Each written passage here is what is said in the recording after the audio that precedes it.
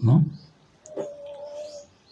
ప్రేమ కలిగిన మా పరలోకపు తండ్రి, గడిచిన 2025 సంవత్సరం అంతా మీరు ఎక్కల చాటున మమ్మల్ని భద్రపరిచి సజీవులుగా నూతన సంవత్సరంలోనికి మీరు తీసుకుని వచ్చి తండ్రి, ఈ సంవత్సరంలో మొదటి ఆదివారం మిమ్మల్ని ఆరాధించడానికి మమ్మల్ని అందరినీ తోడుకొని వచ్చినందుకు స్తుతులు చెల్లిస్తున్నాము తండ్రి.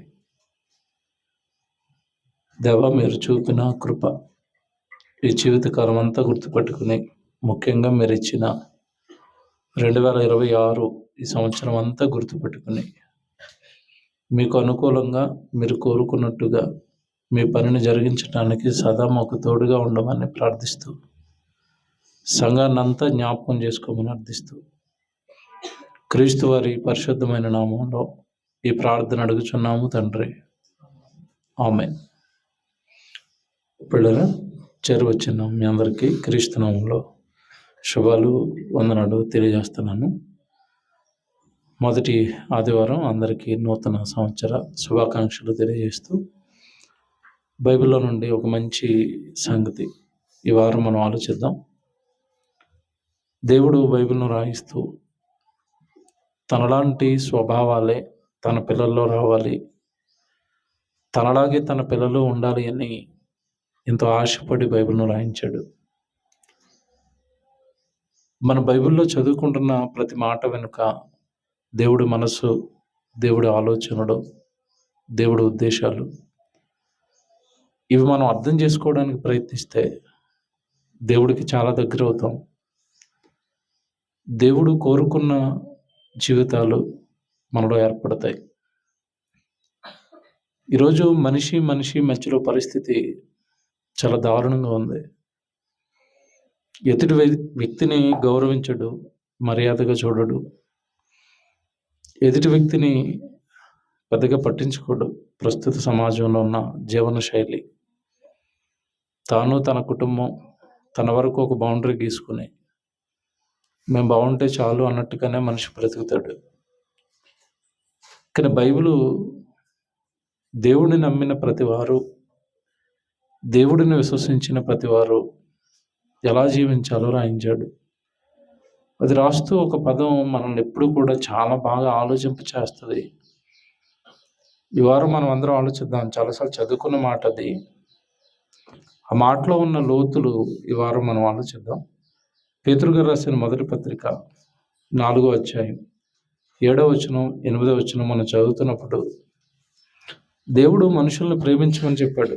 ముఖ్యంగా సహోదరులను, సంఘంలోనికి చేర్చబడిన వాళ్ళను ఎలా ప్రేమించాలో చెబుతూ, అయితే అన్నిటికీ అంతము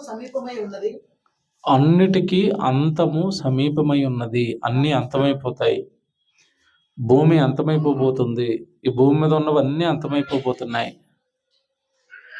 మనుషుల మధ్యలో ఏర్పడిన బంధాలు, మనుషులు సంపాదించిన ఆస్తులు, వస్తువులు, అన్నిటికీ అంతం ఉంది, అన్నిటికీ సమాప్తం ఉంది. ఆ కాలం దగ్గర పడుతుంది అన్నట్టు. కనుక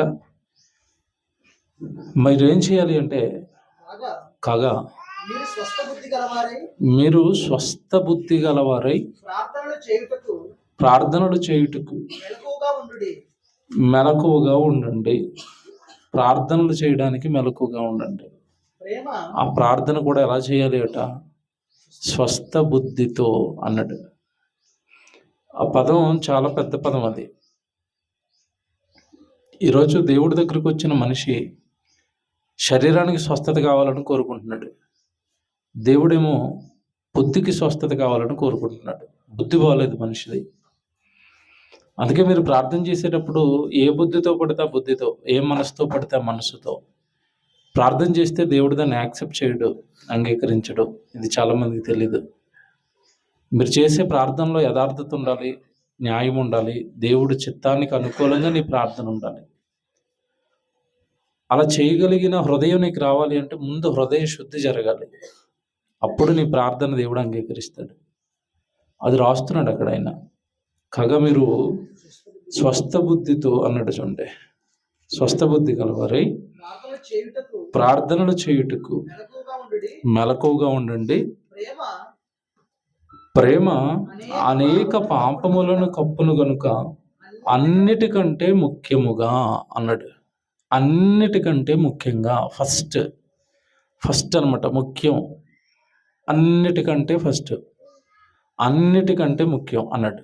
ఏంటి ప్రభు అంటే, అన్నిటికంటే ముఖ్యముగా ఒకని ఎడల ఒకడు మిక్కటమైన ప్రేమ గలవారై ఉండండి.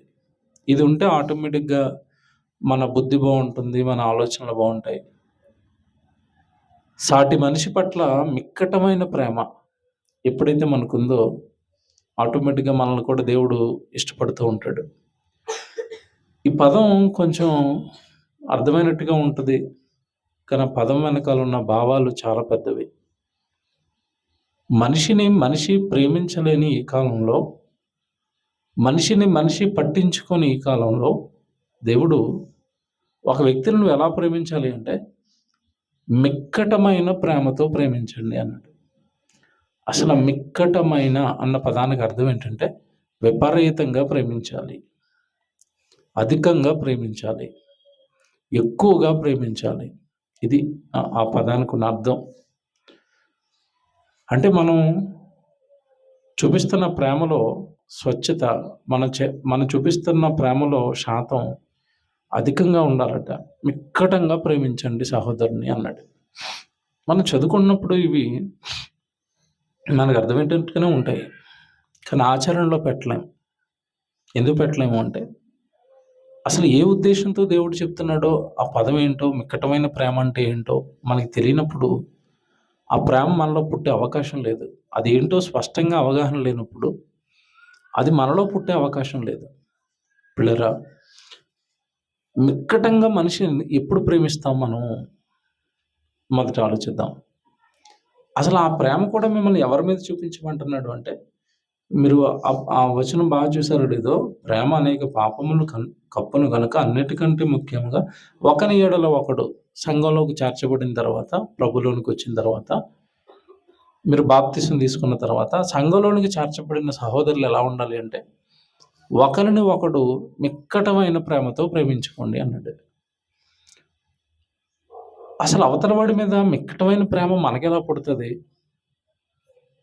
పాయింట్ ఇది. ప్రేమించండి అంటే ఎందుకు ప్రేమిస్తారు చెప్పండి?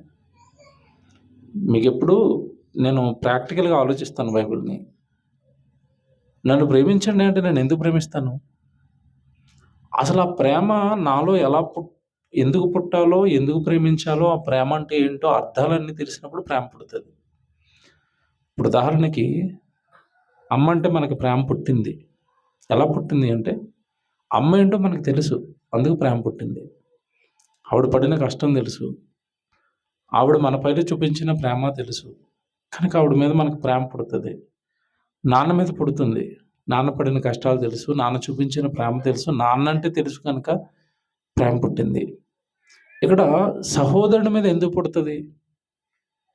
వాళ్ళ మీద నాకు ఎందుకు ప్రేమ పుట్టాలి అంటే, నిజంగానండి బైబిలు ఎప్పుడు కూడా ఒక చోట ఈ పదం పట్టుకుని ప్రేమించమన్నాడు దేవుడు అని ఇక్కడే కూర్చుంటే ఎప్పటికీ దేవుడు అర్థం కాడు, ఎప్పటికీ మనం పాటించలేం. అసలు మిక్కటమైన ప్రేమతో ఒక వ్యక్తిని నేను ప్రేమించగలనా? ఇది పాసిబుల్ అవుతుందా అంటే అవుతుంది.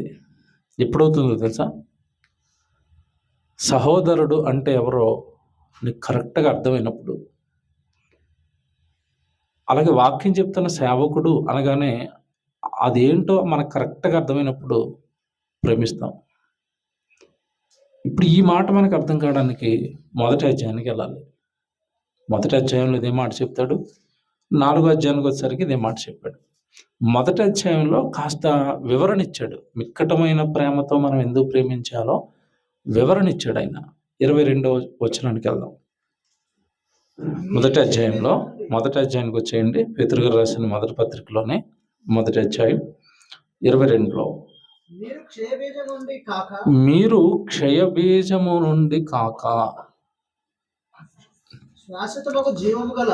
మీరు క్షయమైపోయే బీజము, విత్తనము. బీజము అనగానే విత్తనము.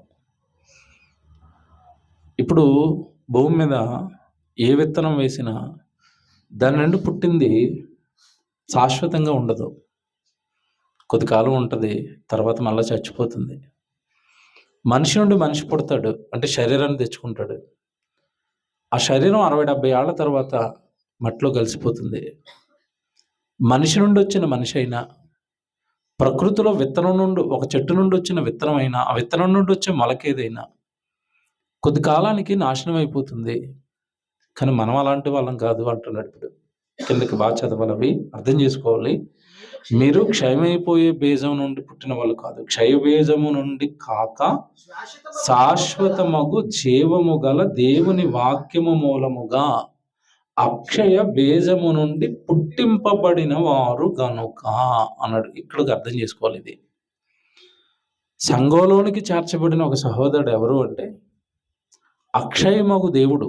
అంటే ఆయనకి నాశనం లేదు, ఆయనకి అంతం లేదు, ఆయనకి కాలం లేదు దేవుడికి. అలా అక్షయుడు దేవుడు. ఆ అక్షయుడైన దేవుడి మాట, వాక్యం, దానికి కూడా అంతం లేదు. ఆకాశము భూమి గతిస్తాయి కానీ నా మాటలు అన్నటికీ గతించమంటాడు కదా దేవుడు. తెలుసు కదా మాట.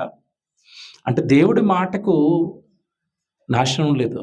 ఇప్పుడు మనం చదువుతున్న బైబిల్ ఎప్పటికీ నిలిచుంటుంది. ఇది మనం చచ్చిపోయినా నిలిచుంటుంది, సృష్టి చచ్చిపోయినా నిలిచుంటాయి ఈ మాటలన్నీ. ఈ మాటలను బట్టే దేవుడు మనకి పరలోకంలో మనకి ప్లేస్ అనేది నిర్ణయిస్తాడు, ఈ వాక్యానుసారంగా మనం బ్రతికామో లేదా అనేది.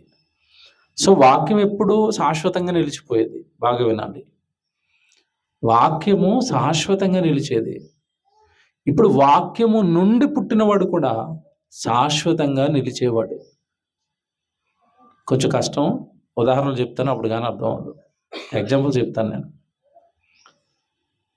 మీరు సంఘంలోకి వచ్చిన వాడు, తల్లిదండ్రుల ఆవేశం వల్ల పుట్టిన వాళ్ళందరూ లోకంలో ఉన్నారు. సుమారు కొన్ని కోట్ల మంది ఉన్నారు.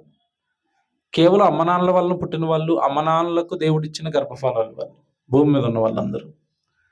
కానీ సంఘంలోకి వచ్చిన వాడు దేనిని బట్టి పుట్టాడంటే మరలా మీరు మీ అపరాధముల చేతను మీ పాపముల చేతను మీరు చచ్చిన వారై ఉండగా అంటాడు. క్రీస్తు ద్వారా దేవుడు మనల్ని మళ్ళీ ఏం చేశాడు? బ్రతికించాడు. ఎలా బ్రతికించాడు? తన వాక్కును పంపించి, సువార్తను పంపించి. అంటే మనం మరలా తిరిగి దేవుళ్ళు ఎలా పుట్టామంటే వాక్యం ద్వారా పుట్టాం. మనం లోకంలో అమనాల వల్ల పుట్టాము, చచ్చిపోయాము పాపాలు చేసి. దేవుడు తన వాక్కును పంపించి, తన కుమారుని పంపించి చచ్చిపోయిన మనలందరినీ వాక్యము ద్వారా బ్రతికించాడు. రైట్? ఇప్పుడు మనం ఎలా బ్రతికిన వాళ్ళం అంటే వాక్యం ద్వారా బ్రతికిన వాళ్ళం, వాక్యము వలన బ్రతికిన వాళ్ళం, వాక్యముతో బ్రతికిన వాళ్ళం. మనల్ని రక్షించింది వాక్యం, వాక్యం ద్వారా ఇందులోకి వచ్చాం. ఇది మీకు అర్థం కాదు, ఉదాహరణలు చెప్తాను. సహజంగా భూమి మీద ఉద్యోగాల కోసం పరీక్షలు రాస్తూ ఉంటారు. బీటెక్లో ఫ్రీ సీట్ కావాలి, ఏం చేయాలి చెప్పండి? అందరూ టెస్ట్ రాయాలా? మీరు ఒక్కరే రాస్తారా? మీతో పాటు చాలామంది రాస్తారు? చాలామంది రాస్తారు, వేల మంది రాస్తారు కదా. ఆ 1000 మందిలోని మీకు టాప్ ర్యాంక్ వచ్చేసింది అనుకోండి, మీ అమ్మ నాన్నలు మిమ్మల్ని ఏం చేస్తారు? ఆన్ స్పాట్ తెలిసిన మరుక్షణం ఏం చేస్తారో చెప్పాలి. అప్పుడప్పుడు వీడియోలు వస్తూ ఉంటాయి టీవీలో. వాళ్ళ అమ్మాయి ర్యాంక్ కొట్టింది అనగానే ఎత్తేసుకుని ముద్దులాడేసి పట్టేసుకుని ఏడ్ చేసి, చూసారా ఇలాంటి ఎమోషనల్ వీడియోస్? నేను అక్కడ అడుగుతున్నది ఏంటంటే, అంత ప్రేమ అమ్మాయి మీద ఎందుకు పుట్టింది ఆ క్షణం వాళ్ళకి? మీరు బాగా ఆలోచించి చెప్పాలి నాకు. ఎందుకు పుట్టింది? అన్ని కోట్లు, అన్ని వేల మంది, అన్ని లక్షల మంది పరీక్షలు రాస్తే వాళ్ళందరినీ నెట్టుకుంటూ వాళ్ళందరికంటే బాగా నా కుమార్తె పైకి వచ్చింది. అది కూడా ఎలా వచ్చిందంటే పోటీ ప్రపంచంలో, విపరీతమైన పోటీలో అంతమందిని గెలుచుకుంటూ నా కుమార్తె బయటకు వచ్చి ర్యాంక్ కొట్టింది అంటే ఎంత పిచ్చి ప్రేమ అండి అమ్మాయి అంటే వాళ్ళకి. ఎంతమందికి చెప్పుకుంటారు చెప్పండి ర్యాంక్ వచ్చిందని? వాడు సెల్ ఫోన్లో ఎన్ని కాంటాక్ట్లు ఉంటే అంతమందికి చెప్తాడు, మా అమ్మాయికి ర్యాంక్ వచ్చింది, మా అమ్మాయికి ర్యాంక్ వచ్చింది. ఆ విపరీతమైన ప్రేమ కలిగేస్తుంది ఆవిడ మీద, కూతురు మీద. కారణం ఏంటంటే సాధించింది, అందరికంటే గొప్పదైంది. వెరీ గుడ్, ఇది మీరు మనసులో పెట్టుకోండి. వాక్యం వలన దేవుళ్ళో పుట్టినవాడు అంటే ఎవరు అనుకుంటున్నారు మీరు? దేవుడు ప్రతిరోజు కొన్ని లక్షల మందికి, వేల మందికి, కోట్ల మందికి వాక్యం వినిపిస్తున్నాడు. ఈ కోట్ల మంది వాక్యాన్ని అంగీకరిస్తారా? లక్షల మంది అంగీకరిస్తున్నారా? పోనీ మీరు ఎంతమందికి చెప్పుంటారు మీ జీవితకాలంలో మీ బంధువులు గాని, మీ ఫ్రెండ్స్ గాని ఆళ్ళందరూ యాక్సెప్ట్ చేశారా? చేయరు. వాళ్ళు చేయలేదు. ఎవరో మనకు వాక్యం చెప్పినప్పుడు మనం చేసాం. రైట్? ఇప్పుడు దేవుడి దృష్టిలో మనం ఎలా ఉన్నామంటే, లక్షల మందిలో ఒక అమ్మాయి ర్యాంక్ కొట్టగానే ఎలా కనపడుతుందో, మనం కూడా దేవుడికి అలాగే కనపడుతున్నాం. ఇన్ని వేల మందికి నా వాక్యం పంపిస్తే ఈడొక్కడో వచ్చాడా, రారా నా ముద్దుల కొడుకా అంటున్నాడనమాట. మీకు అర్థమైందా? ర్యాంక్ కొట్టిన అమ్మాయి మీద విపరీతమైన ప్రేమ ఎలా ఉంటదో, దేవుడి వాక్యం వలన పుట్టిన వాళ్ళ మీద కూడా దేవుడికి అంతే ప్రేమ ఉంది. ఇప్పుడు చెప్తాను. వాళ్ళ మీద మనకెప్పుడు పుడతదండి అని అనుకుంటున్నారేమో. మీకు నిజంగా దేవుడు అర్థమైపోతే, దేవుడికొచ్చిన ఆనందమే మీకు వస్తది. ఎలాగా? అయ్యో! ఇంతమందికి వాక్యం చెప్తే ఎవడో వినలేదు. వీళ్ళొచ్చేసారంటే వీళ్ళెంత భాగ్యవంతులు, ఎంత ధన్యులు వీళ్ళు. వీళ్ళని నేను విపరీతంగా ప్రేమించాలి కదా! వీళ్ళకేదైనా ఇవ్వాలి కదా! వీళ్ళకేదైనా హెల్ప్ చేయాలి కదా! దేవుడి వాక్యాన్ని బట్టి పుట్టిన వాళ్ళు గదా వీళ్ళు. అప్పుడు వాళ్ళ మీద మనకి ఏ ప్రేమ పుడతదంటే దేవుడు అర్థమైతే మిక్కటమైన ప్రేమ పుడతది. అర్థమైందా? ఇంకా చెప్పనా? వాళ్ళు దేని వల్ల పుట్టారట దేవుడిలో? దేవుని వాక్యము వలన పుట్టారట. రైట్. దేవుడి వాక్యం మన దగ్గరికి ఎలాగొచ్చింది? ఊరకనే రాలేదు. యెషయా గారు చచ్చిపోతే వచ్చింది. జకర్యా గారిని మందిరంలో చంపేస్తే వచ్చింది. అపోస్తలులందరూ చచ్చిపోతే వచ్చింది. అపోస్తలుల జీవితాలు పణంగా పెడితే వచ్చింది. ప్రవక్తల ప్రాణాలు పణంగా పెడితే వచ్చింది. యేసుక్రీస్తుల వారు సిలువలో చచ్చిపోతే మన దగ్గరికి ఏమొచ్చింది? వాక్యం వచ్చింది. ఇప్పుడు ఇంతమంది కష్టపడితే వచ్చిన వాక్యాన్ని ఒకడు అంగీకరించి ఆ వాక్యాన్ని పట్టుకుంటున్నాడనుకోండి, అప్పుడు మనకి ఎంత హ్యాపీ రావాలి? వీడు సామాన్యంగా పుట్టినవాడు కాదు. కొన్ని వందల వేల మంది ప్రాణ త్యాగాలతో వచ్చిన వాక్యంలో నుండి పుట్టినవాడు. మీకు ఇది అర్థం కాదు. ఇంకోటి చెప్తాను ఉదాహరణ. తుఫాను వచ్చి 1000 మంది చచ్చిపోయారు. అందులో ఒకడు మిగిలాడు. అప్పుడు ఆ మిగిలినోడి మీద ప్రేమ ఎలా ఉంటదండి బయట నుంచి వచ్చిన వాళ్ళకి? వేల మంది చచ్చిపోతే వీడొక్కడు మిగిలాడట అంత పెద్ద ప్రమాదంలో. వాడి మీద ఎలా ఉంటది మనసు? ఎంత ప్రేమ ఉంటది? ఎంత ఆప్యాయత ఉంటది వాడి మీద? ఎంత అదృష్టవంతుడండి, ఎంత భాగ్యవంతుడండి. అందరూ చచ్చిపోయి వీడు మిగిలిపోవడం ఏంటండి? దేవుడు ఎంత తోడుగా ఉన్నాడండి. మీకు అర్థమవుతుందా? సో, ఈరోజు భూమి మీద కొన్ని వేల మంది, లక్షల మంది ఉంటే అందులో మనకు కొద్ది మందికి సత్యవాక్యం దొరికింది మళ్ళా చెప్తున్నానే. లోకంలో ఉన్న క్రైస్తవులందరికీ సత్యం దొరికిందంటే దొరకలేదు ఇంకా. వాళ్ళు జస్ట్ ఏదో వాక్యంలో నుండి పుట్టినోళ్ళు కాదు వాళ్ళు. ఆశీర్వాదాల కోసం పుట్టినోళ్ళున్నారు, ఉద్యోగాల కోసం పుట్టినోళ్ళున్నారు.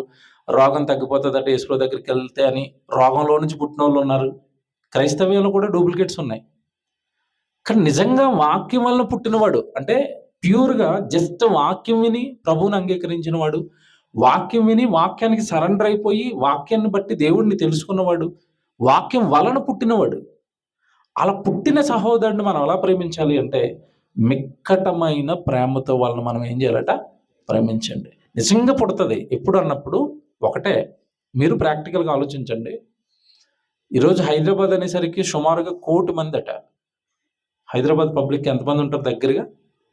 1,00,00,000 అటు ఇటుగా 1,00,00,000 మంది మొత్తం శివారు ప్రాంతాలన్నీ వేసుకొని 1,00,00,000 మంది ఉన్నారు అనుకుందాం. ఎక్కడ? హైదరాబాద్‌లో. ఈ 1,00,00,000 మందిలో ఎంతమందికి సత్యం అర్థమైంది? దేవుడు తండ్రి అని, ఆయనే మనల్ని పుట్టించాడు అని, ఆయన కొరకే మనం బ్రతకాలి అని, చచ్చిపోయిన తర్వాత నరకం ఉందని, చచ్చిపోయిన తర్వాత పరలోకం ఉందని, చచ్చిపోయిన తర్వాత జీవితం ఉందని, ఆ జీవితం కావాలంటే యేసుప్రభుని నమ్ముకొని భూమి మీద చక్కగా స్వచ్ఛంగా వాక్యాన్ని పట్టుకొని దేవుడు సేవ చేయాలి అని. ఈ సత్యం అర్థమైన వాళ్ళు ఎంతమంది ఉంటారు? మీరు చెప్పండి. ఈ 1,00,00,000 మందిలో ఎంతమంది ఉంటారు? ఈ 1,00,00,000 మందిలో హైదరాబాద్‌లో ఎంతమంది ఉంటారు? వేల మీద లెక్క పెట్టుకోవచ్చు. వందల్లో అది కూడా డౌటే నాకు. ఇప్పుడు నేను ఇది ఎందుకు చెప్పానంటే ఈ 100 మందో, 200 మందో, ఇన్ని కోట్ల మందిలో ఎన్నో రకాల అపవాది కోటలు కట్టింది దేవుడు కనపడకుండా. శాస్త్రం అనే కోట కట్టింది. అంతే కదండీ! ఈరోజు సైన్స్ అనే కోట కట్టింది. తర్వాత కోట్ల మంది దేవుళ్ళను పుట్టించింది. ఇవన్నీ కళ్ళ ముందు కనబడుతున్నప్పుడు వాటన్నిటిని దాటుకుని ప్రభు దగ్గరికి వచ్చామంటే, అందులోను మళ్ళా వాక్యం పట్టుకొని వచ్చేసామంటే ప్రభు దగ్గరికి. అలా పుట్టిన వాళ్ళ మీద మనకెంత ప్రేమ ఉండాలి. అలా పుట్టిన వాడిని ఎంతగా గౌరవించాలి. అలా పుట్టిన వాడిని ఎంత ప్రేమించాలి. ఎందుకంటే ఒక విజేతగా చూడాలి మనం. ర్యాంక్ వచ్చిన కుమార్తెను తండ్రి ఎలాగైతే ప్రేమించాడో, ఈ వాక్యాన్ని నమ్మి సన్నిధికి వస్తూ దేవుడు పనిలో కొనసాగుతున్న వాడిని అంతే విపరీతంగా మనం ప్రేమించాలి. నిజానికి ఇక్కడ రాయబడింది ఈ పత్రిక సారాంశం ఎవరికి అంటే, చెదిరిపోయారు వీళ్ళంతా. అపోస్తలుల కార్యాలు 8వ అధ్యాయంలో ఆ రోజు యెరూషలేము సంఘంలో హింస వచ్చింది. ప్రభువుని నమ్మినందుకు హింసించారు. ఆ రోజు ప్రభువుని నమ్మినందుకు కొట్టారు, తిట్టారు, చంపుతామని బెదిరించారు. అప్పుడు చెదిరిపోయిన వాళ్ళకి పత్రిక రాశాడు పేతురు గారు. రాస్తూ వాళ్ళు ధైర్యపరుస్తున్నాడు. ఏమని ధైర్యపరుస్తున్నాడు అంటే, అయ్యా ప్రభు పనిలోనికి వచ్చేసారు వాళ్ళు అంటే, అన్నిటిని విడిచిపెట్టి శ్రమలు వస్తున్నా పారిపోయి మరీ సువార్త చేస్తున్నారు అంటే, నిజంగా వాళ్ళు దేవుని వల్ల పుట్టిన వాళ్ళు కనుక మీరు ప్రజెంట్ అంత గొప్పగా దేవుడు పని చేస్తున్న మీరు ఒకడిని ఒకడు మిక్కటమైన ప్రేమతో మీరు ఏం చేయాలి? ప్రేమించుకోవాలి. ఈరోజు ఎవరున్నారు దేవుడు పని చేసేవాళ్ళు? అందరూ దేవుడిని అడిగేవాళ్ళు, దేవుడి దగ్గర నుండి ఏం పొందుకుందామని ఆశించి దేవుడి చుట్టూ తిరిగేవాళ్ళు తప్ప, దేవుడికి చేసేవాళ్ళు ఎవరున్నారు? దేవుడు సువార్త చేయాలి, దేవుడు సభలు చేయాలి, దేవుడి కొరకు వాక్యాన్ని పెట్టి సెమినార్లు చేయాలి, సభలు పెట్టాలి, ప్రార్థనలు పెట్టాలి, దేవుడి కొరకు ఏమైనా ఇవ్వాలి, దేవుడి కొరకు ఏమైనా చేయాలి. ఇది తక్కువ ఈరోజు చాలామందికి. అందులో కొద్దిమందిగా మనం ఉండి మన కష్టార్జితాన్ని పెట్టి దేవుడి సేవకు మనం ఉపయోగపడుతున్నాం అన్నప్పుడు, ఈ కొద్దిమంది అంటే ఆ సత్యం వలన, ఆ వాక్యం వలన పుట్టిన కొద్దిమంది ఎలా ఉండాలి అంటే, మిక్కటమైన ప్రేమతో ఒకరినొకరు మీరు ఏం చేయాలట? ప్రేమించుకోండి అన్నట్టు. మళ్ళీ చూద్దాం, ఇప్పుడు అర్థమవుతుంది. 22 మీరు క్షయబీజము నుండి కాక శాశ్వతముగు జీవము కలిగిన దేవుని వాక్యము మూలముగా అక్షయ బీజము నుండి పుట్టింపబడిన వారు గనుక, అక్షయమైన దేవుని బీజము నుండి, ఆ వాక్యము నుండి పుట్టిన వారు గనుక నిష్కపటమైన సహోదర ప్రేమ కలుగునట్లు మీరు సత్యమునకు విధేయులవుట చేత మీ మనసులను పవిత్రపరచుకున్న వారై ఉండి. సత్యమునకు విధేయులై ఉండుట చేత మీ హృదయములను పవిత్రపరచుకుని. అంటే మనం ప్యూర్గా ఎప్పుడు ఉంటాం అంటే, వాక్యానికి సరెండర్ అయినప్పుడు, వాక్యానికి తలొగ్గినప్పుడు, అప్పుడు మన హృదయం పవిత్రపరచబడుతుంది. దేవుడు చెప్పిన ప్రతిదీ ఇది పాపం, ఇది తప్పు, ఇది నేరం అంటున్నాడు అనుకోండి దేవుడు, దానికి మనం తలొగ్గి అవన్నీ వదిలేస్తున్నాం అనుకోండి, అప్పుడు మన హృదయం పవిత్రంగా ఉంటుంది. పవిత్రపరచుకుని ఒకరిని ఒకడు హృదయపూర్వకముగాను మిక్కటముగాను ప్రేమించుడి. ఒకరిని ఒకడు మీరు బాగా ఎక్కువగా హృదయపూర్వకంగా మిక్కటంగా ఎక్కువగా ఒకరినొకరు ప్రేమించుకోండి. మీ కొద్దిమందే వాక్యం వలన పుట్టిన వారు, మీ కొద్దిమందే వాక్యాన్ని సమాజంలోనికి తీసుకొని వెళుతున్న వాళ్ళు, మీ మధ్యలో సఖ్యత, మీ మధ్యలో ప్రేమ, మీ మధ్యలో అనురాగం లేకపోతే, ఈ కొద్దిమందే బలహీనపడితే, ఈ కొద్దిమంది ఒకటిగా ఉండకపోతే, ఈ కొద్దిమందిలో ఆ విపరీతమైన బాండింగ్, బంధం, ప్రేమ లేకపోతే మీరు దేవుడిని సమాజంలోనికి తీసుకుని వెళ్ళటం అసాధ్యంగా మారిపోతుంది అన్నట్టు. కనుక మిక్కటమైన ప్రేమ అంటే ఏంటి అంటే, సహోదరుడు వాక్యం వలన పుట్టాడు అని నువ్వు అర్థం చేసుకున్నప్పుడు వాడి మీద పుట్టే ప్రేమే మిక్కటమైన ప్రేమ. మామూలు ప్రేమ వేరు. కిందకెళ్ళేసరికి ఇంటర్ కనెక్షన్స్ ఇవన్నీ కిందకెళ్ళేసరికి అంటాడు, సర్వ శరీరులందరూ గడ్డిని పోలిన వాళ్ళు అన్నాడు. ఎందుకు ఆ మాట మాట్లాడుతున్నాడంటే, సహజంగా మనకి ఎవరి మీద ఎక్కువగా ప్రేమ ఉంటుంది అంటే, శరీర బంధం మీద. అంటే బ్లడ్ పంచుకుని పుట్టిన వాళ్ళు, ఉపయోగ బంధం, రక్త బంధం అంటారు కదండి, బంధువులు, వాళ్ళ మీద మనకి ప్రేమ ఉంటుంది. అక్కని ప్రేమిస్తాం, నాన్నని ప్రేమిస్తాం, అన్నని ప్రేమిస్తాం, తమ్ముడిని ప్రేమిస్తాం, మన బంధువులను ప్రేమిస్తాం. కానీ సంఘంలో ఉన్నవాడిని ప్రేమించాం అంతగా. అందుకే కింద చెప్తున్నాడు, నీకు అసలు ఎంతకాలం కరెక్ట్గా అర్థం కాలేదు, వీళ్ళేమో శాశ్వతమగు అక్షయుడకు దేవుడు బీజం నుండి పుట్టిన వాళ్ళు, వీళ్ళకి నాశనం లేదు. వాక్యం వలన పుట్టిన వాళ్ళు కనుక వాక్యాన్ని బట్టి పరలోకం వెళ్ళిపోయే వాళ్ళు వీళ్ళు శాశ్వతంగా ఉండేవాళ్ళు. కానీ నువ్వు ఎవరినైతే లోకంలో బాగా ప్రేమిస్తున్నావో ఆ శరీరులు అందరూ అన్నాడు. కింద మాట అదే, సర్వ శరీరులు గడ్డిని పోలిన వారు. అంటే గడ్డి ఎలాగైతే వాడిపోతుందో, నువ్వు ఏ బంధాన్ని అయితే ఎక్కువగా ప్రేమిస్తున్నావో ఆ బంధం కూడా వాడిపోతుంది, కొద్ది కాలానికి ఆ బంధం తెగిపోతుంది. కానీ అక్షయుడకు దేవుడు, ఈ బీజం నుండి పుట్టిన వాళ్ళు, అంటే వాక్యం నుండి పుట్టిన వాళ్ళు, సంఘంలోకి చేర్చబడిన వాళ్ళు శాశ్వతంగా ఉండేవాళ్ళు.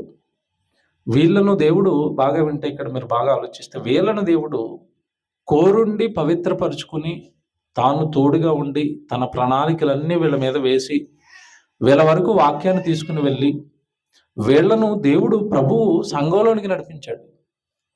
దేవుడే సంఘంలోకి నడిపించినప్పుడు దేవుడు వలన సంఘంలోకి ఆ చేర్చబడిన వ్యక్తి పట్ల ఎంత ప్రేమ చూపించాలి, ఎంత ప్రేమ చూపించాలి. మీకు అప్పుడప్పుడు చూడండి, హాస్టల్లో పిల్లల్ని జాయిన్ చేసేటప్పుడు వార్డెన్ మాట వినాలనుకోండి, వార్డెన్ వాళ్ళ పిల్లోడిని బాగా చూసుకోవాలనుకోండి, తల్లిదండ్రులు ఒక ట్రిక్ ప్లే చేస్తారు. ఏం ప్లే చేస్తారంటే, వార్డెన్కి ఏదైనా గిఫ్ట్లు ఇవ్వటం, వార్డెన్కి ఏదైనా డబ్బులు ఇవ్వటం, మా బిడ్డను బాగా చూసుకోండి అని చెప్పటం. లేదు ఇంకా వీళ్ళకి కొంచెం ఇన్ఫ్లుయెన్స్ ఉందనుకోండి, ఏ ఎమ్మెల్యేతోనో ఎంపీతోనో ఆవిడకి ఫోన్ చేయిస్తారు, ఆ పిల్లోడు మావాడు జాగ్రత్తగా చూసుకో అంటారు. అప్పుడు వార్డెన్ ఆ పిల్లోడి పట్ల కాస్త ఎక్స్ట్రా జాగ్రత్త చూపిస్తూ ఉంటుంది. అమ్మో పెద్దోళ్ళు పిల్లోడేటండి, కొంచెం జాగ్రత్తగా ఉండాలి, జాగ్రత్తగా మాట్లాడాలి, ఫుడ్ బాగా పెట్టాలి, బాగా చూసుకోవాలి. చూసుకుంటుందా? ఇప్పుడు సంఘంలోకి వచ్చిన వాడిని మనం ఎలా ఆలోచించాలంటే, సంఘంలోనికి ఒక వ్యక్తి వచ్చాడంటే అతను రాలేదు, ఎవరు చేర్చారు? ప్రభు చేరుస్తాడు. అంటే ఇప్పుడు అతనికి ఎవరి రికమెండేషన్ ఉంది? లోతుగా ఆలోచిస్తే రికమెండేషన్ ఎవరిది? ఇప్పుడు ప్రభు రికమెండేషన్తో వచ్చాడు. ప్రభు రికమెండేషన్తో సంఘంలోకి వచ్చాడు అన్నప్పుడు మనం ఎంత జాగ్రత్తగా ఉండాలి ఆ వ్యక్తి పట్ల. అమ్మో ప్రభు చేర్చాడండి. ఎమ్మెల్యే గారు రిలేటివ్ అనేసరికి వాడని ఎలా భయపడిందో, ఒక వ్యక్తి పట్ల నీకు ఎలాంటి భావన ఉండాలంటే, ఇతను దేవుడు చేర్చాడు సంఘంలోకి, జాగ్రత్తగా ఉండాలి, భయంతో ఉండాలి, మర్యాదతో ఉండాలి, క్రమంగా ఉండాలి. ముఖ్యంగా అతని ఎడల ఎక్కువగా మనం మిక్కటమైన ప్రేమ కలవారమై ఉండాలి. ఇప్పుడు రండి, ఇంత మొదట చదువుకున్నది 4వ అధ్యాయం 8వ వచనానికి వస్తే, 4వ అధ్యాయం 8వ వచనం, ప్రేమ అనేకమైన పాపములను కప్పును గనుక అన్నిటికంటే ముఖ్యం. అంటే ఫస్ట్ సంఘంలోకి ఉన్న వాళ్ళల్లో ఫస్ట్ ఉండాల్సిన క్వాలిటీ. నేను బాగా ప్రార్థన చేస్తానండి అంటారు చాలామంది. వెరీ గుడ్, ప్రార్థన చేయడం మంచిది. నేను వాక్యం బాగా చదువుతానని అంటారు చాలామంది. వెరీ గుడ్, మంచిది. నేను ప్రసంగాలు బాగా చెప్తానండి. వెరీ గుడ్, మంచిది. అన్నీ బాగుంటాయి చాలామందిలో, పక్కోడిని పట్టించుకోరు. అసలు వాడు ఉన్నాడా పోయాడా, వాడు ఎలా ఉన్నాడు, వస్తున్నాడా రావట్లేదు, ఆత్మీయంగా ఎలా ఉన్నాడు, వాళ్ళ కుటుంబం ఏంటి, వాళ్ళ క్షేమం ఏంటి, ఏముండదు. ఏదో సినిమా హాల్కి వెళ్ళి వచ్చినట్టుగా వచ్చి వెళ్ళిపోతూ ఉంటారు సంఘానికి. నేను మరలా చెప్తున్నాను, ఇప్పుడు చదువుకున్న మాట, అన్నిటికంటే ముఖ్యముగా. అంటే ఫస్ట్ నీలో ఉండవలసింది ఏంటని కోరుకుంటున్నాడు దేవుడు? నువ్వు బాగా ఇంట్లో ప్రార్థన చేసేస్తున్నావు, బయట ఎవరిని పట్టించుకో, నీ ప్రార్థన వినేస్తాడు అనుకుంటున్నావా? వినడు. అన్నిటికంటే ముఖ్యంగా అంటే అర్థం ఏంటి చెప్పండి? ఇంగ్లీష్ పదం వాడండి దాన్ని కరెక్ట్గా. అన్నిటికంటే ముఖ్యం, అన్నిటికంటే ఫస్ట్ అన్నట్టు, ఇంపార్టెంట్. పిల్లలు చదువుకునేటప్పుడు క్వశ్చన్ మార్కుల దగ్గర ఇలా పెట్టుకుంటారు, ఐఎంపి, వివిఐఎంపి అని పెట్టుకుంటారు కదా. ఇప్పుడు వచ్చిన దగ్గర ఏం రాసుకోవాలి మనం? 3 వీలు వేసుకుని ఐఎంపి అని రాసుకోవాలి. అంటే వెరీ వెరీ వెరీ ఇంపార్టెంట్, అన్నిటికంటే ముఖ్యం. ఏంటి? సహోదరుడిని ప్రేమించటం. చాలా మందిలో అది తప్ప అన్నీ ఉంటాయి. అంటే ఇంపార్టెంట్ క్వశ్చన్సే రావన్నమాట వీళ్ళకి, ఫెయిల్ కానీ ఇవి. ఇప్పుడు అన్నీ వచ్చి ఇంపార్టెంట్ రావట్లేదు అనుకోండి, పాస్ అవుతాడా ఫెయిల్ అవుతాడా? ఫెయిల్ అవుతాడు. అది అసలు మోస్ట్ ఇంపార్టెంట్ అని దేవుడు రాస్తుంటే ఆ విషయంలో ఎలాంటి మనసు ఉండదు చాలామందికి. పక్కోడి మీద ఎలాంటి మనస్సు ఉండదండి. సహోదరుడి పట్ల ఎలాంటి ఆలోచనలు ఉండవు, ప్రేమ చూపించే ఆలోచనలు. మళ్ళా చెప్తున్నాను, అదే ముఖ్యమట. అన్నిటికంటే ముఖ్యముగా ఒకని ఎడల ఒకడు మిక్కటమైన ప్రేమ గలవారై ఉండండి. ఫస్ట్ అదే ఉండాలి మీలో అన్నట్టు. కనుక ఎప్పుడు అవతల వ్యక్తి మీద ప్రేమ కలుగుతుంది అంటే, వాక్యాన్ని బట్టి పుట్టినవాడు, ఆ సత్యవాక్యాన్ని ప్రకటిస్తున్నవాడు, సేవకుడు. ఇంకా అతని మీద ఎంత గౌరవం ఉండాలి, ఎంత మర్యాద ఉండాలి, ఎంత ప్రేమ ఉండాలి, ఎంత ఒదుగు ఉండాలి. వాళ్ళు పడుతున్న కష్టం పట్ల మనకి ఎంత ప్రేమ కలగాలి. ఆ వాక్యం కోసం వాళ్ళు కష్టపడుతున్నప్పుడు, ఆ వాక్యం వలన అనేక మంది పుడతారు, వాళ్ళనే ప్రేమించండి అన్నప్పుడు ఆ వాక్యాన్నే తీసుకుని వెళుతున్న వాళ్ళు, ఆ వాక్యం వల్ల అనేక మందిని కంటున్న వాళ్ళు, మీరు ఆలోచించండి ఇవన్నీ. కనుక దేవుడి పిల్లలుగా ఎప్పుడు సహోదరుడి పట్ల మనకి ప్రేమ కలుగుతుంది అంటే, వాడు అక్షయమగు దేవుని వాక్యం వలన పుట్టినవాడు. కొన్ని కోట్ల మంది ఆ వాక్యాన్ని తిరస్కరిస్తుంటే, దేవుడిని బాధపెడుతుంటే, వీడు మాత్రం ఆ వాక్యాన్ని అంగీకరించి లోబడి దాన్ని నమ్మి దేవుడి కొరకు బ్రతుకుతున్నవాడు. ఇతని పట్ల మనం చాలా జాగ్రత్తగా ఉండాలి. ఇతని మీద దేవుని కృప ఉంది, ముఖ్యంగా ఇతని మీద దేవుని అభిషేకం ఉంది. అంతే కదా. వాక్యాన్ని ఎవడైతే నమ్మి బాప్తీసం తీసుకున్నాడో వాళ్ళందరినీ దేవుడు ఏం చేశాడని రాయించాడు? పరిశుద్ధాత్మ దేవుడు మనల్ని ఏం చేశాడు? అభిషేకించాడు. దేవుడు అభిషేకించిన వాడిని ఎంత ప్రేమించాలండి మనం? దేవుడు సంఘంలోకి చేర్చిన వాడిని ఎంత ఎంత మనం ప్రేమించాలి, ఎంత గౌరవించాలి, ఎంత మర్యాదగా చూడాలి. So be careful. అంటే మనము ఈ సంవత్సరం అంతా మనం మర్యాద, అవతల వాళ్ళకి మర్యాద, అవతల వాళ్ళకి ప్రేమ, అవతల వాళ్ళకి మన వలనైన సహాయము, అవతల వాడి క్షేమం, సహోదరుడి పట్ల ప్రేమ అంటే ఇవే కదండి. ప్రేమ చూపించండి అంటే అర్థం ఏంటి? అసలు ఏంటి ప్రేమ అంటే? ఇక్కడ మీరు పేతురు గారు రాసిన పత్రికలు ఉన్నారు కదా, వెనక్కి రండి, యాకోబు పత్రిక రండి. ఏంటి ప్రేమించడం అంటే? సహోదరుడిని అంటే వెనక్కి రండి, యాకోబు పత్రిక రండి, 2వ అధ్యాయానికి రండి.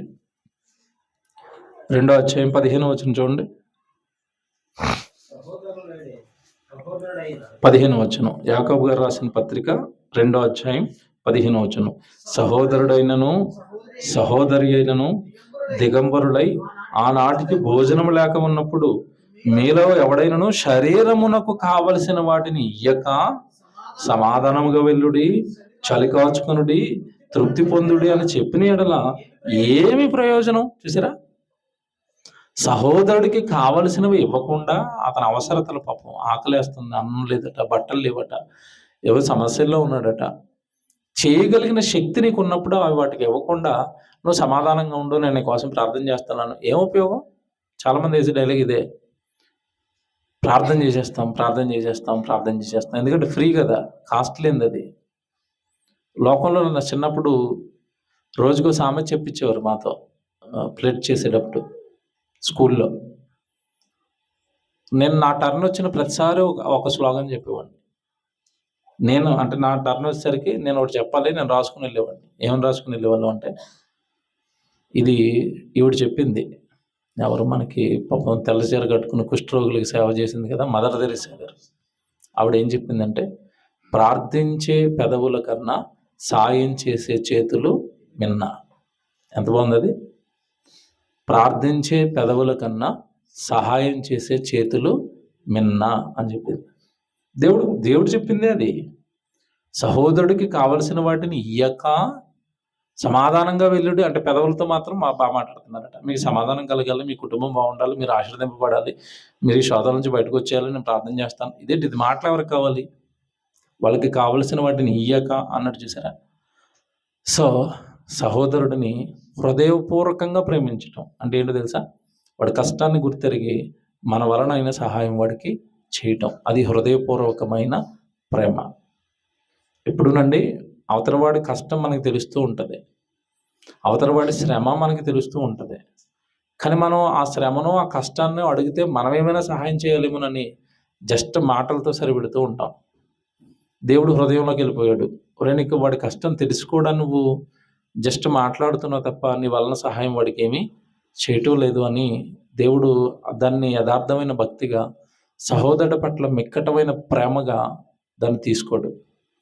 కనుక ఈ సంవత్సరం మనం ఫ్రెష్గా, కొత్తగా, వాక్యానుసారంగా బ్రతకడానికి ట్రై చేద్దాం. మిక్కటమైన ప్రేమతో ఉందాం. ఇప్పుడు ఇది మీకు చెప్తాను, జాగ్రత్తగా ఉండండి. ఇది మనకి వాక్యం చదివితే మనకు వస్తుంది. దేవుడు ఎలాంటోడు అంటే, నేను వాక్యం ద్వారా చెప్తాను, ప్రాక్టికల్గా కూడా చెప్తాను. బాగా వినండి, ఇది ముగిస్తాను. దేవుడు వాక్యం ద్వారా చెప్తాడు, మిక్కటంగా ప్రేమించండి అని. ప్రాక్టికల్గా ఆయన చేసి కూడా చూపిస్తాడు. ముందు తండ్రి దేవుడి గురించి ఆలోచిస్తే ప్రాక్టికల్గా ఆయన చేసి చూపించాడు. ఎలా చేశారు అంటే, ఈ మానవ జాతిని కాపాడడానికి ఆయన పడిన కష్టాలు చిన్నవా? మీరు ఒకసారి ఆలోచించండి. మొదటి నుంచి మనుషుల కోసం ఎన్ని కష్టాలు పడ్డాడు, మనుషుల కోసం ఎంత తపన పడ్డాడు, ఎన్ని నిద్రలేని రాత్రులు గడుపుతున్నాడు దేవుడు. నిన్ను కాపాడేవాడు కొనకడు, నిద్రపోడు. నిద్ర మానుకొని విశ్రాంతి లేకుండా సూర్యుడిని చంద్రుడిని కలిగించింది మొదలుకొని, భూమి మీద ఆదాము అవ్వను కలిగించింది మొదలుకొని, నేటికి మనుషులందరి కోసం ఆలోచిస్తూ పరితపించిపోతూ, మనుషులు చేస్తున్న పాపాలకు నలిగిపోతూ, ప్రతి తరంలోనూ ఆ తరాన్ని కాపాడడానికి ఒక నీతిమంతుడిని పుట్టించి అతని ద్వారా అనేక కార్యక్రమాలు చేయించి ఇతని వలనైనా రక్షణలోకి రండిరా అని. నిజంగా ఆయన పడుతున్న ఆయాసం, ప్రయాస చిన్నదా? దేవుడిది, తండ్రిది. లూకాసు వార్తలో యేసు డైరెక్ట్గా చెప్పాడు తండ్రి పడుతున్న ప్రయాస. ఎలా చెప్పాడంటే, ఉపమానంగా చెప్పాడు వాళ్ళకి అర్థం కావడానికి.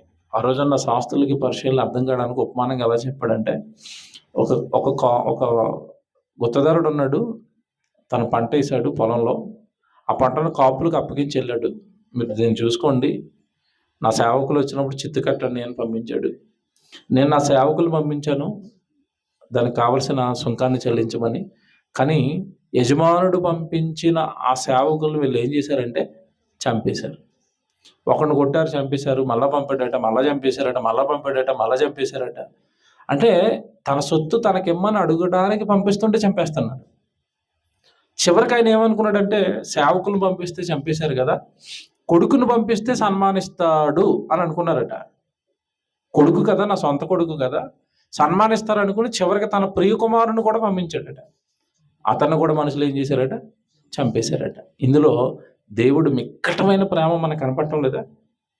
మనల్ని కాపాడటానికి తన పిల్లలందరినీ చంపుకుని తన చివరికి తనగా ఆ పరలోకంలో పుట్టిన ఆ యేసుక్రీస్తుల వారిని కూడా ఈ లోకాన్ని పంపించాడు అంటే తండ్రైన దేవుడికి మనుషుల పట్ల ఏ ప్రేమ ఉంది? మిక్కటమైన ప్రేమ ఉంది. ఇదే ప్రేమ యేసుప్రభువులో కనపడుతుంది మనకి. ఇదే ప్రేమ యేసుప్రభువులో కనపడుతుంది. అసలు ఆయన ప్రేమ వర్ణనాతీతం, భాష రాదు. ఒక ఎగ్జాంపుల్ జ్ఞాపకం చేస్తాను. అంటే యేసుక్రీస్తుల వారు మనుషులు ఎంత మిక్కటంగా ప్రేమిస్తాడు అనడానికి ఒక ఎగ్జాంపుల్ జ్ఞాపకం చేస్తాను. సహజంగా మనం అవతల వాళ్ళ గురించి ఎప్పుడు ఆలోచిస్తామంటే మనం బాగున్నప్పుడు, మన స్థితి బాగున్నప్పుడు, మన ఆరోగ్యం బాగున్నప్పుడు మనం అవతల వాళ్ళ గురించి ఆలోచిస్తాం. నిజమా కాదు చెప్పండి? మన పరిస్థితే బాగోలేనప్పుడు మనం ఎలా ఆలోచిస్తూ ఉంటామంటే మనల్ని వచ్చి ఎవరైనా పలకరిస్తే బాగున్ను, మనల్ని ఎవరైనా ధైర్యపరిస్తే బాగున్ను, మన కోసం ఎవరైనా ప్రార్థన చేస్తే బాగున్ను, మనకెవరైనా సహాయం చేస్తే బాగున్ను అని మనం ఆలోచిస్తాం.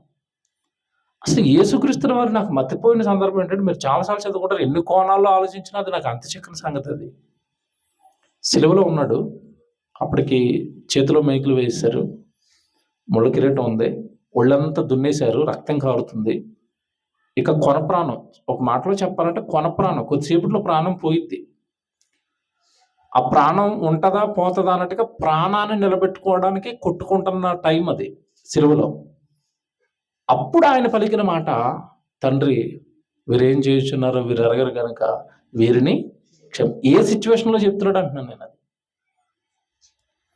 ఏ సిచ్యువేషన్లో చెప్తున్నాడు?